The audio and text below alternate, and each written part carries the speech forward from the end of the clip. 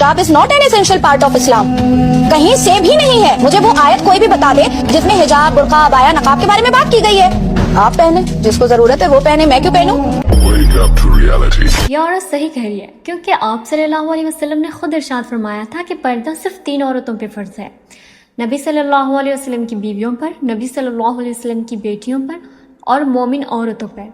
आप फैसला आप खुद कर ले कि आप इनमें से किस में शामिल है, क्योंकि ये औरत तो बिल्कुल नहीं हो सकती। नाम मुस्लिमों वाले रख लेने से कोई मुस्लिम नहीं होता, और कुरान में बाज़ाब्ता लिखा हुआ है, कुरान खुद कह रहा है। ऐ पैगंबर सल्लल्लाहु अलैहि वसल्लम, अपनी बीवियों और बेटियों और मुसलमानों की औरतों से कह दो कि बाहर निकला करें तो अपने चेहरों पर चादर लटकाकर घूंघट निकाल लिया करें।